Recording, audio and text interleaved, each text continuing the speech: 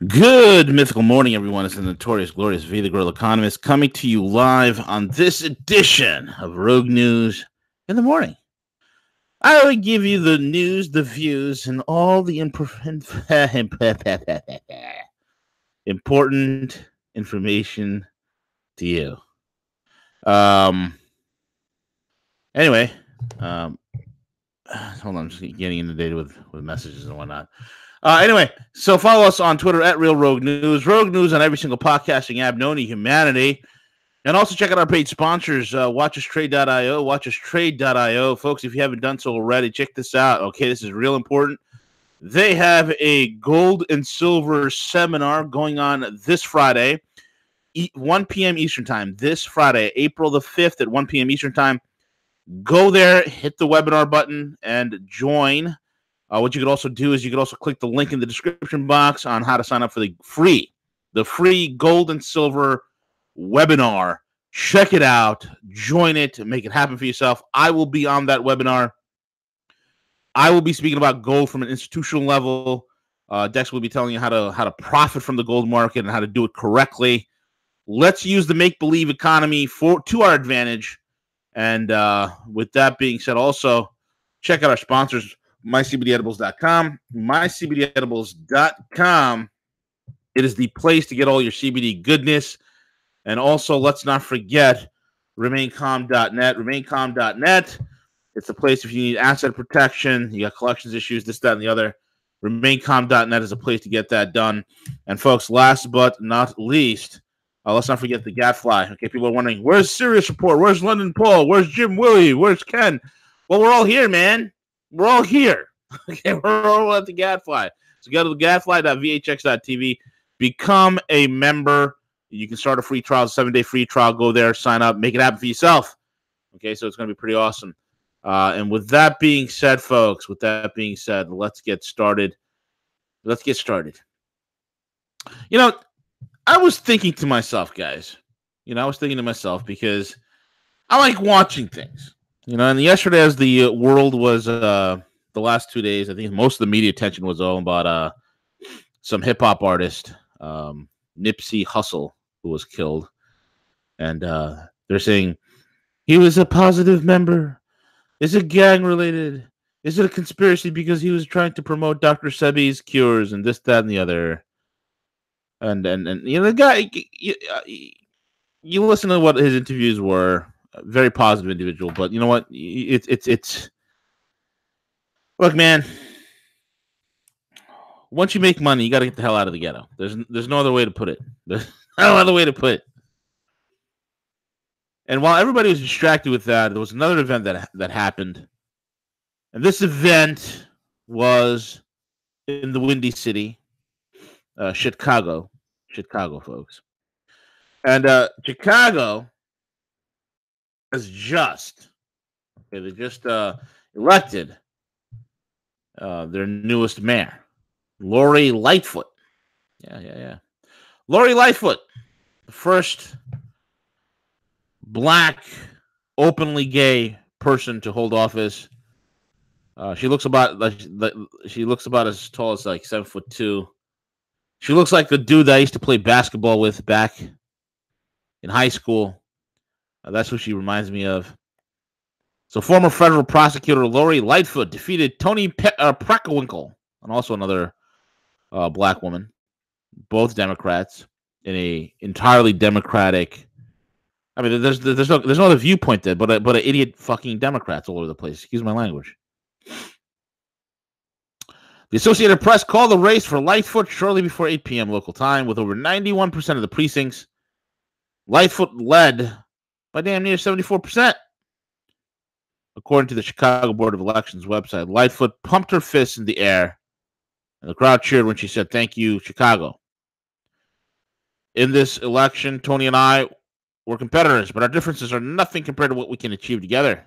Now that it's over, I know we'll work together for the city that we both love. Today, you more than make history. You created a movement for change. So this was Lightfoot's going on and on, very Obama-esque. You have people. Let me show you a picture of this.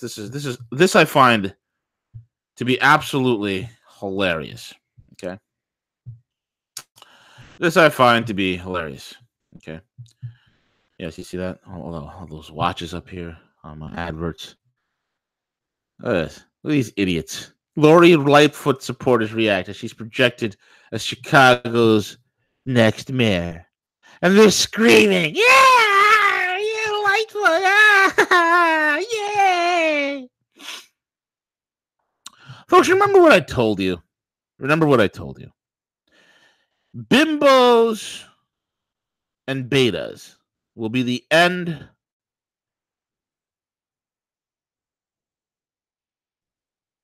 of Western civilization.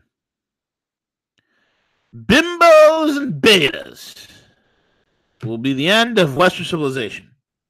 And here you have bimbos and betas celebrating the win of Lori Lightfoot. Now, you might say to yourself, oh my God, Lori Lightfoot, she might be on just amazing ideas. Does Lori Lightfoot she says she's going to end corruption. How many times? How many times have they even said that? I apologize for these watch pictures popping up over here. No.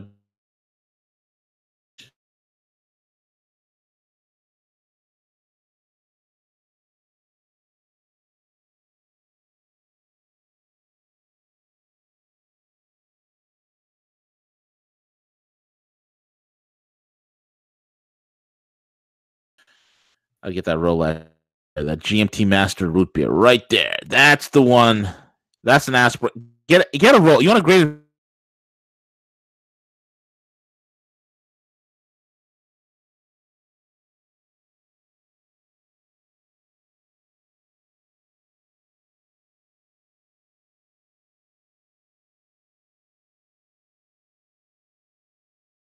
they just here it looks like just get a Rolex, man. Here's a black Submariner. I mean, come on. Anyway, back on topic. So they're celebrating this, and she's like, I'm going to end corruption, which is basically the same thing that every single stupid politician says. It's the same thing. There's no difference. Okay? But I guarantee you this. Chicago, just like Chicago, has officially joined the race right behind New York and Detroit, right behind San Francisco, right behind many of the American cities throughout America that are Democrat controlled. And this is a common theme, folks. They're in the race of who's going to be the next greatest American shithole. Who is going to be the next greatest third world American shithole? Folks, I've said this to you many, many times. I've said it. Jim Willie has said it many times so elegantly. We are a third world country with third world infrastructure. See, and at one point under Obama, we had a third world president, and we are seeking a third world currency, which soon shall be remedied. We are a third world country with third world infrastructure, and we are on the race to acquire a third world currency, and that is soon going to be remedied. That remedy is coming soon. Lightfoot, 56, who was the assistant U.S. attorney before she entered private practice, never held an elective office. What was her big thing? Her big thing was going after the cops. That was her big thing, right? I'm not saying the Chicago PD or Angels and whatnot. I'm not saying any of that. And they're talking about historic this and historic that and whatnot. And the whole point is this, folks. There's going to be nothing that's going to change in Chicago. In fact, Chicago, New York, Houston, Detroit, Cleveland, all these big Rust Belt cities, all these Democrat-dominated cities, folks, they're all going to go. They're in the race for shithole of America. Shithole USA, baby. All the way. And what kills me is that year after year, people, look, I am terrified. And look, most of you guys who tune into this program are quote unquote really woke. Okay, you guys understand not just what's happening here domestically, but what's happening here internationally. You guys have a penchant for the geostrategic, the geoeconomic. You guys understand what is at play and what is at risk. But the majority of Americans, folks, are damn near brain dead. I fear that this great awakening that is happening is not awakening that's happening far enough and fast enough. We have stupidity of idiots voting for bimbos and betas, voting for far left-wing politicians who will do nothing but eviscerate and destroy the very cities, states, and nations in which they hold power. They will do nothing but eviscerate and destroy their very homesteads. You know, there's an old saying in New York, you don't shit where you eat, right? It's an old New York saying. But Democrats can't help that. Far leftists cannot help it. They love to crap where they eat. They love to make the entire area of where they live a giant crap fest. Can't help it. Why? Because they are mentally deranged. They have a mental illness. Why do they have a mental illness? They fail to see that their dogma, that their policies and politics are detrimental to human development. They fail to see it. It is cumbersome. It is an obstacle. Their policies are a strangulation of human inspiration, enterprise, and motivation. A strangulation. It is the policies of death. It is the policies of destruction, all of which wrapped up in fuzzy, warm, furry, cozy words to make you feel good. It is sugar. It is sugar-laden poison or poison-laden sugar. But it is venom. And once a town, a city, a state, a country has swallowed the poison of these progressive far leftists, it's done. Death has set in. The gangrene begins to fester. The organism begins to die. And that is what we are facing all throughout the Western world. And the United States of America is the last holdout. I mean, you can pretty much write off the East and West Coast. But we in the middle need to push back harder than ever before against all of this. Folks, why isn't, look, here's something Bolsonaro in Brazil did that I completely 1000% agree with him. I think he's created an executive order, and he is pushing that all Marxist dogma and education be banned from all schools, colleges, and universities in Brazil. All of it. All Marxist, Leninist, communistic dogma, all that socialist bullshit be banned in schools and colleges and universities all throughout Brazil. Why would he do that? Oh, that's very tyrannical.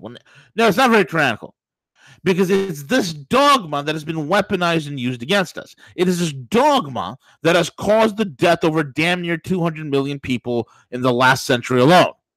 It is this dogma that has been festering in American universities and colleges. It has been metastasizing and virulent even from the colleges down into the high schools, even into middle schools. This needs to stop. I would love President Trump to do an executive order banning the entire education system from even looking at Marx, Lenin, Trotsky, any one of these psychos. Ban it. Because if you don't ban it, You're going to have idiots who support morons like Lightfoot. You're going to have idiots like that winning and getting into power, and morons cheering for them. Morons cheering for them. So one day, folks, one day you can wake up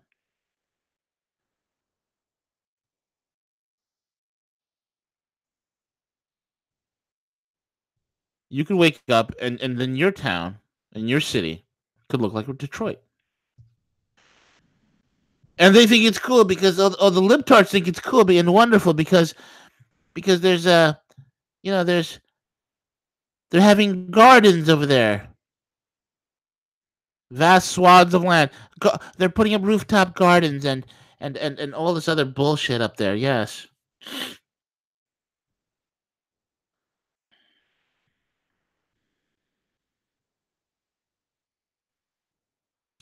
Let me show you guys something that's very very eye-opening here. Let me show you guys something, right? Watch this. Look at this. There's Hiroshima, folks, 1945 and 2012. And then look at Detroit. Democrats. Progressive politicians. Far leftists. That's what they do. It's what they do. They weaponize themselves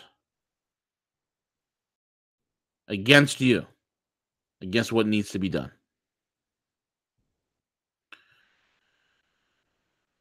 It is literally the next American shithole.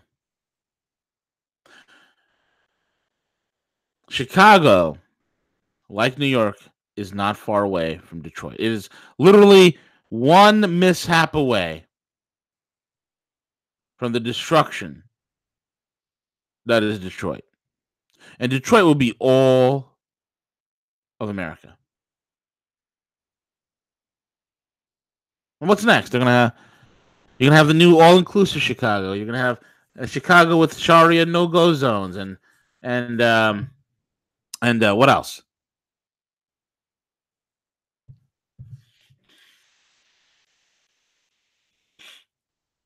Just unbelievable.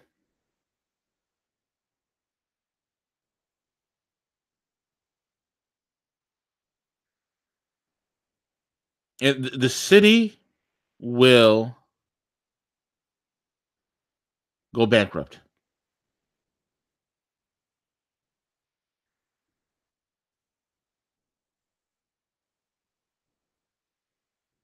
I mean, it's unreal, man.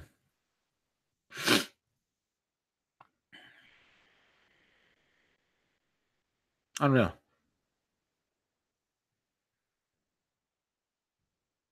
And this is what's happening. And this is why in the long-term projection, it's kind of terrifying, folks. It's kind of terrifying. Meanwhile, let's switch gears. While we were all focusing on some rapper who got killed and some of the first openly black female mayor of Chicago, China just landed over 100 troops in Venezuela. Did you know that? China just landed troops in Venezuela. The arrival of Chinese military personnel in Venezuela is undoubtedly a major event in world politics. Unlike Russia, which has a history of forced projection abroad, this is an extremely rare Chinese move. Well, last time China's done this, they've done this in Djibouti. They've done this in Yemen when they had to airlift some of their citizens out, or shiplift, right? Although vital Chinese interests are at stake in the war against the terrorist groups in Afghanistan and Syria, China refrained from publicizing such deployment. The reports mentioned that a group of Chinese military personnel is 120 strong arrived in Margarita Island in the Caribbean Sea off the Venezuelan mainland on March 28th to deliver humanitarian aid and military supplies to government forces. After delivering the humanitarian supplies, Chinese PLA troops were apparently transferred to a Venezuelan military facility. While the delivery of aid is one of the many expected shipments, according to government officials, the arrival of Chinese military personnel was underreported in international press. Of course it was. According to the Stockholm International Peace Research Institute, Venezuela imported $350 million worth of Chinese arms between 2010 and 2014 alone, initially with less sophisticated equipment such as radars and aircraft to train pilots, reinforced vehicles, replacement parts, etc. But military goods that arrived in 2017, including armored tanks, ammunition, uniforms, and infantry equipment, as well as replacement and service parts for Russian-made pieces. A week ago, around 100 Russian military personnel were deployed to Venezuela to instill a military helicopter training facility, but details of the Chinese PLA's mission has not been disclosed. There is close coordination between Moscow and Beijing on foreign policy issues, of course. They're going forth, folks. Here's the thing. When the Russians came into Venezuela, you know what they did? They symbolically stopped in Syria and then flew over to Venezuela. They know what's going on. We know what's going on. There is a coup at play. And that coup is trying to topple the established, democratically controlled government, elected government that is in Venezuela. And they're trying to instill an American puppet, a man who has been pulled from utter obscurity, someone whom no one has even heard about. Juan Guaido. Now, with both a Chinese and military presence there, folks, what do you think the Americans are going to do? Nothing. Again, the Sino-Russian nexus has checkmated the Washington deep state. The Sino-Russian nexus, folks, has once again blocked the American deep state. Once again stopped the neocons and their penchant for perpetual war. China and Russia are heavily invested in Venezuela. Over a decade ending in 2016, China loaned Venezuela approximately $62 billion, much of which Caracas could repay with oil. Moscow in the last several years gave Venezuela $17 billion in loans and investment. And in December, the two governments signed a new deal in which Russia would invest $6 billion in Venezuela's oil and gold sectors. Why do you think America wants Venezuela? It's sitting on one of the largest known tested reserves of oil on the planet, number one. It's also sitting on a massive gold mine. Remember, I told you about a week or two ago, I reported that the U.S. stole 31 metric tons of gold out of Venezuela, just like they stole 34 tons of gold right out of the Ukraine. This is what we do. We have a strong propaganda arm that convinces you, the masses, that's all about freedom and democracy and human rights. It's a bunch of bullshit. China and Russia are Venezuela's two main creditors. They've been the principal economic force keeping the Maduro government afloat, making the difference between solvency and bankruptcy, financial experts say. And when the U.S. started blocking Venezuelan funds, what did they do? They were able to still sell their oil to the Russians. The Russians, again, this is the same thing that the Russians have done for Syria, in Syria. It's the same thing that the Russians have done with Iran. When Iran was sanctioned, what did they do? The Russians they purchased Iranian oil. They don't need to do that.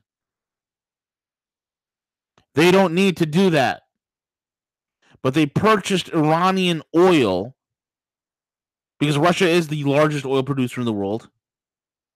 They don't need to get oil from Iran, but they did anyway. And then they resold it to the world markets, getting around the sanctions. And the Iranians were able to profit because they were able to, make a few bips here and there. They're doing the same thing with Venezuela. They're buying Venezuelan oil. They don't need to, but they're doing it. China definitely needs oil. They're buying it as well. And the banking, when Venezuela was shut out of U.S. banking because of sanctions, what did Venezuela do? Oh, we're going to go through Gazprom Bank. And that's exactly what's happening. You see, folks, there was a time, if this was the 90s, Maduro would be dead. He would have been dead in 2 weeks. The U.S. would have came in, robbed, raped, and pillaged the entire countryside, killed Maduro, instilled a puppet, and the whole thing will be done in about 2 weeks. It ain't the 90s no more. We have a resurgent and powerful Russian bear. We have an economically powerful Chinese dragon. And the dragon and the bear happen to show up in South America in our backyard, quote unquote. And they're literally standing in the way of U.S. oppression. Folks, you got to understand, you have to see this for what it is.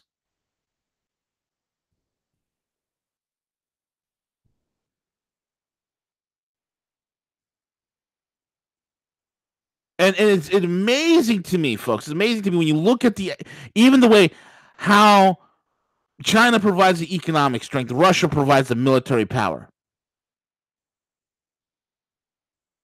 And they work perfectly together. Why? The Chinese, by nature, by culture, they're very pragmatic.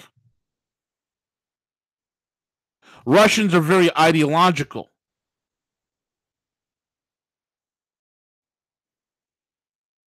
And you see that.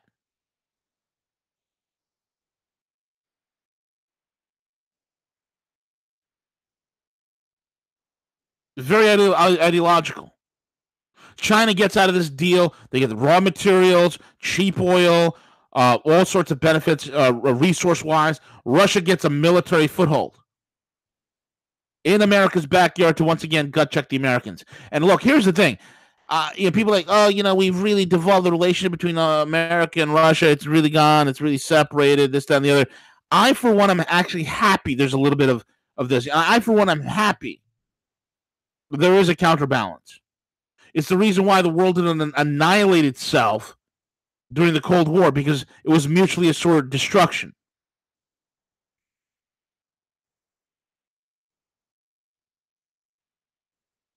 There needs to be a counterweight and a balance to the crazy psycho West. There needs to be a counterbase, a logical, pragmatic counterweight to the emotional, psychotic, frothing at the mouth, rabid West, led by the U.S.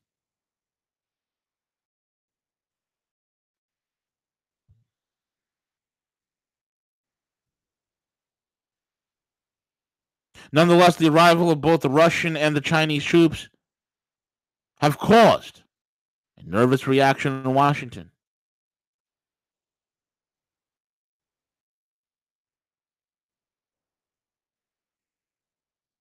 And you have the maniacal mustache, John Bolton, the maniacal mustache, saying, we'll consider such provocative actions as a direct threat to international peace and security in the region. What about you motherfucker? What about you when you put troops in Estonia within driving distance of St. Petersburg, you asshole? And when the Russians said, hey, wait a minute, you're 30 miles from St. Petersburg, what the hell are you doing? And the maniacal mustache's response was, Estonia has sovereignty. They can do whatever they want. And if they are requesting American armor in Estonia, then so be it. But when Russia pulls your bluff and exposes your bullshit and literally puts troops in Venezuela, in quote unquote our backyard, how is that our backyard? And saying that Venezuela has sovereignty to request Russian troops. Now we have a problem. Oh, it's a provocation. It's a direct threat to international peace and security in the region. Russians need to get out of Venezuela. Well, get out of Syria first. I love Putin's response. The Russian Foreign Ministry brushed off Bolton's warning and claimed that although geographically Russia's Chukotka Peninsula is located in the Western Hemisphere, Moscow has no intentions to establish or expand military operations in Venezuela. Having said that, any U.S. attempts to intimidate Russia with sanctions for its legitimate cooperation with Venezuela will look absolutely absurd. And we think we can go ahead and start hitting people with sanctions, not realizing that the sanctions, folks, the sanctions are what's driving the world to de-dollarize. Why? You cannot have control of the bank wires and the world reserve currency and be an absolutely out of control, maniacal, psychopathic country that is just a danger. We are the largest security risk in the planet, folks. Do you understand that? The deep state sycophants who have a body count that would make Hitler and Stalin blush are the biggest threats to global peace and security. How can you trust? You can't have that type of psychopath, that type of psychopathic government linked to a world currency. It has to be taken. It has to be done away with. Don't you dare! Bolton always exclaims. Venezuela's our backyard. You know, folks, it's amazing to me when you think about it, right? Up until recently, Russians have no beef with Americans. I mean, you couldn't watch this whole thing that was happening in the 50s, the 60s, the 70s, the 80s, the 90s, like all the war propaganda where the Russians were the bad guys, the Russians, all the Rambo Part 2, I mean it's Part 3, he's fighting the Afghan, fighting with the Mujahideen and all this other BS, and the Russians were the enemies. That type of propaganda was never in Russia. Do you get it? Like Khrushchev always told Russians, hey, try to compete with Americans peacefully. And they admired our maverick nature. They admired our free spirit. They admired the fact that we have this adventurous, frontier attitude. Or we used to have it. Now we're all a bunch of soy boy bitches. They admired that. So if you were in Russia during the Cold War up until even now, up until, let's say, about 2015, there was no such angst against Americans. But that has rapidly changed, folks. That has rapidly changed.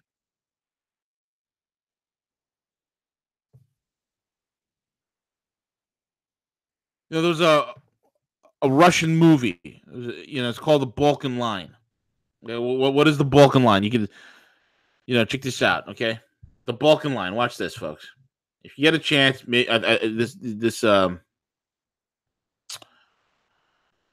there's a you can watch this over here. Balkan Line came out 2019. What is it? It's about a small contingent of Russian troops that are in Kosovo. Okay, that are in Kosovo and Serbia and all this other stuff. I want to read this to you. We were bombing for 76 days straight during the Kosovo War. Americans were bombing Kosovo for 76 days straight in heavily populated, dense civilian areas. In 1999, Serbia is bombed and Kosovo region is left for plunder by bandits under the command of Albanian warlord Schmuck. Basically, U.S.-backed rebels. That's who the hell we were. That's who we're supporting. The removal of human organs take place within the territories bandits and have taken the robberies, mass assassinations, and genocide. Russian intelligence officer Bek Ethov and former paratrooper turned mercenary Andrei Sharatov had a small detachment tasked with a dangerous mission to stop the terrorism, recapture the airfield used by the bandits, and rescue Shatalov's love interest Yasna, who was captured to be harvested for organs like the rest of the Serbian prisoners. Oh my God! It's a Balkan Line. Folks, let me explain something to you.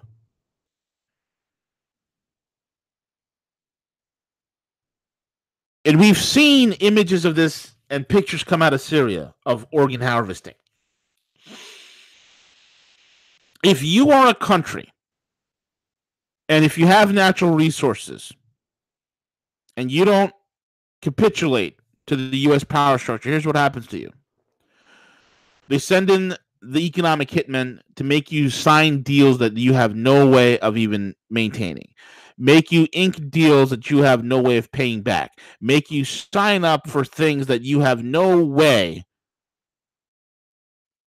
of paying back or doing anything. You are doomed. You understand? You sign that deal, your country is doomed.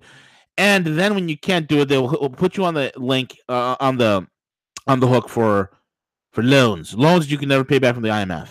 And then when you can't do that, and if you try to fight against them, they'll send in the jackals, try to assassinate you. They'll send in CIA hit teams. They'll send in NGO organizations to create asymmetric warfare, to create all sorts of oppositional forces that are inside your country to topple your government.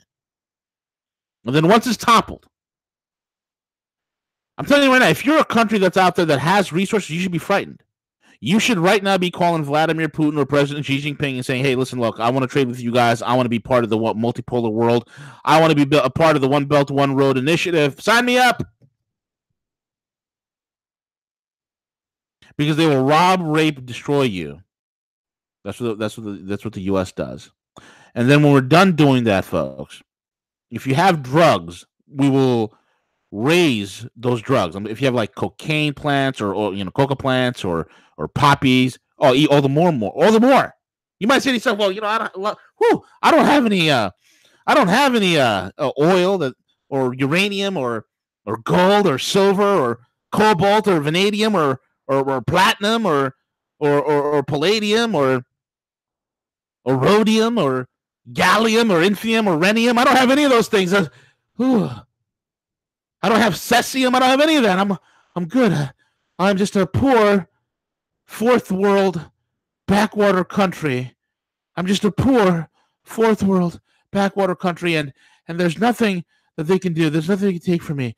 And here you are relaxing, thinking you're off the hook. You're off the radar screen, and you turn around and you look. Oh shit! You have poppy fields as far as the eye could see. Oh shit!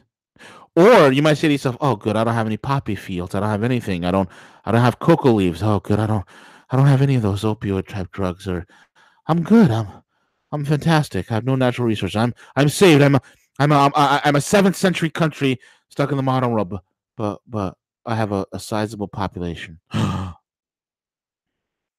Organ harvesting, folks. Let me explain something to you. We create destabilization, tribal infighting, asymmetric warfare, civil war, whatever. And in the chaos, we take on not only the resources of the land, but in every single genocide and massacre that has happened in the last 50 years that the U.S. was behind, organ harvesting has been a hallmark. Do you understand how dark and insidious it is? I remember Sean from SGT Report did a video of this little girl in Syria whose parents were killed, and she's wandering the streets. Then she was taken as the video cameras were following her, and to be organ harvested. This little 5-year-old girl. My heart broke. Anger seethed in me, and I wanted to kill these guys. Righteously kill them who are doing this evil. Do you understand? It's not the fact that we are supporting the wanton destruction by force of nations throughout the world. It's not just that, but we are also harvesting organs. We're also trafficking human organs. We're trafficking humans. We're trafficking children. We're still trafficking slaves. We're involved in the most insidious things. Why? Because we have this philosophy, the end justifies the means, and the American empire is non-negotiable. Let me explain something to you guys, especially you deep state assholes. Be forewarned, for God is not mocked. Whatsoever a man sows, so he shall reap. And let me tell you something. You can never break God's laws. You can only confirm them. God is not going to allow a maniacal, sadistic, evil country such as ours to run rampant without a day of reckoning happening. It's just not going to happen. The universe is not going to allow this to happen. And the choice is up to us. Either A, we're going to put a stop to it. One way or another, folks, the deep state's going to end.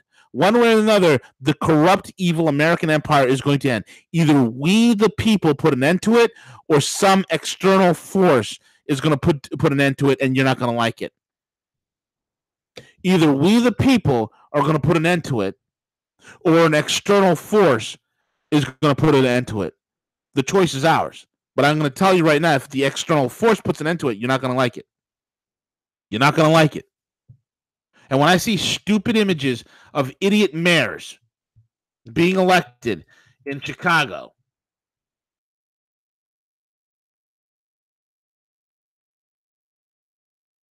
and people cheering a moron, cheering an idiot, another Obamaite.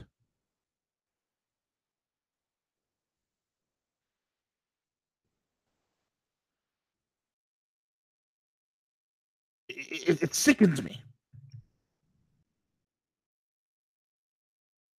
It sickens me.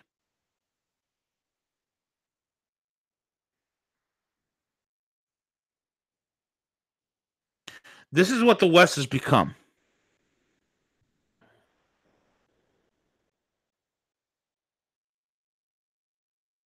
The West has devolved.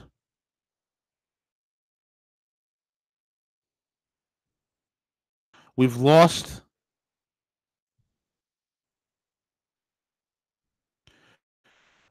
our way.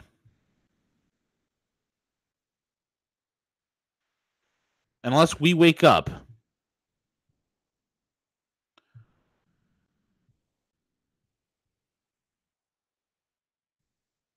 from this horse crap.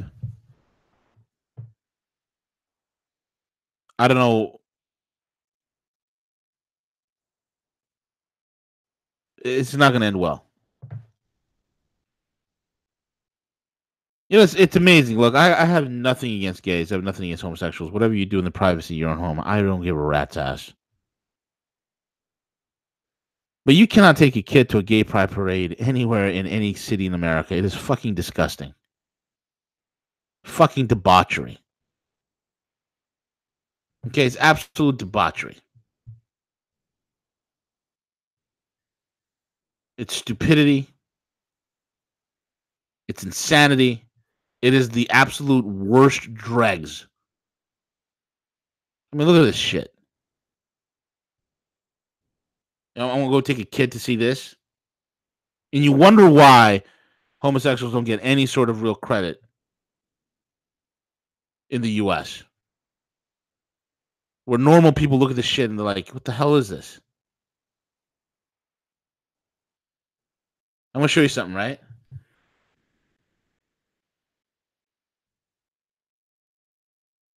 Look. This is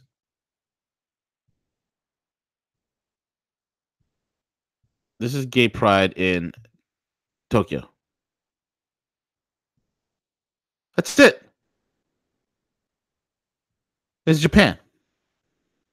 You don't see men running around in G-strings. You don't see any. It's decency. You can actually take your kids to this.